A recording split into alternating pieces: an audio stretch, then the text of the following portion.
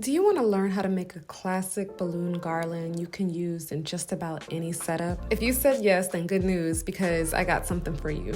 In this video, I'm going to show you how to make a classic yet versatile garland that you can use for just about anything. But first, did you know how much hitting the like button means to your creators? It's an easy, quick, and free way to show you found value from the video and helps us to keep creating more. Okay, to keep things simple, I decided to use only one type of cluster. So for the whole garland, I'm gonna use clusters of 6, consisting of 2 18 or 16-inch balloons and 4 11 or 12-inch balloons. And I'm taking my 2 base clusters and tying them together by the neck. And that's what I'll be doing for the entire garland.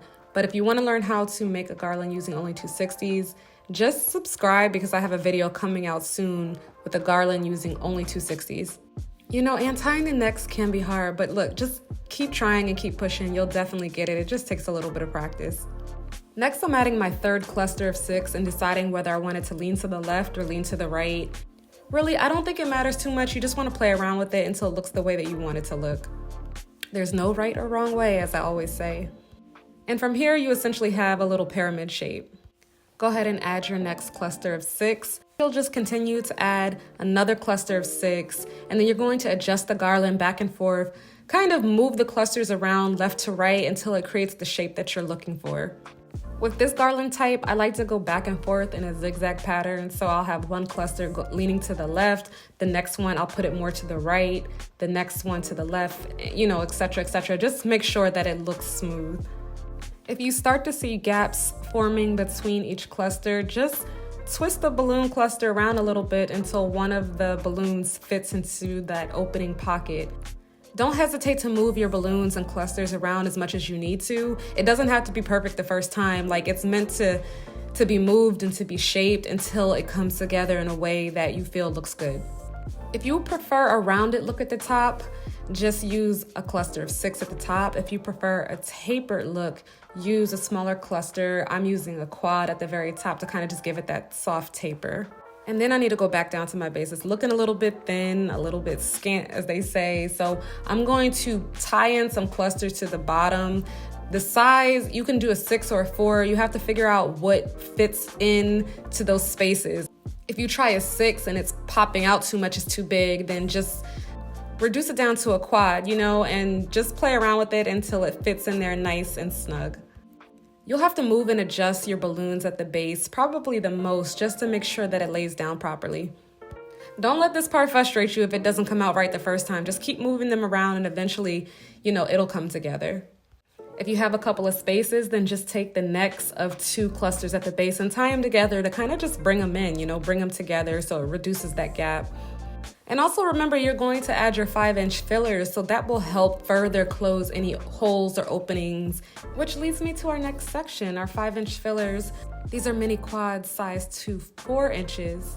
And let me show you this balloon hack, okay? So if you wanna put on your 5-inch fillers really easy, just take a balloon, put them around your cluster, and then gently put them onto your garland.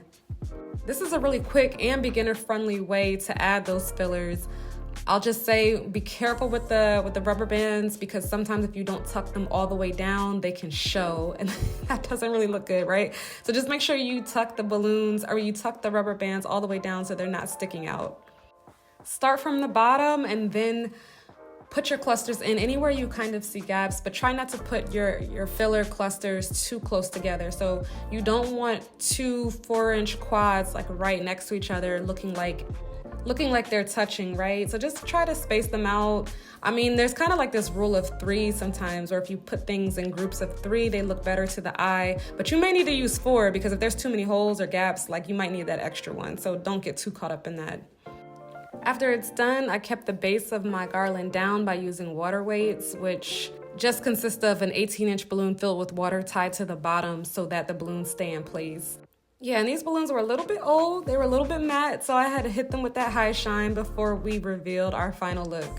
This was not for a client, by the way, it was just for this tutorial. And here she is. A nice, traditional, beginner-friendly garland. Like I had stated earlier, very versatile. You can use this up alongside a wall. You could put it over a fireplace. You can put it alongside a backdrop, a shimmer wall, curtains, whatever the case. I think it can look good in any setting. I really hope that this video was helpful for you. If you want to see more details, I suggest go check out some of my other videos. I'll link to some that go into great detail about making a cluster, tying the necks, just different things like that that will hopefully help you out as you embark on this journey. So if you found this video useful or got some value out of it, go ahead and hit that like button. But if you want to see a little bit more, then hit that subscribe, because I would love to see you here again. As always, thank you for watching, and peace.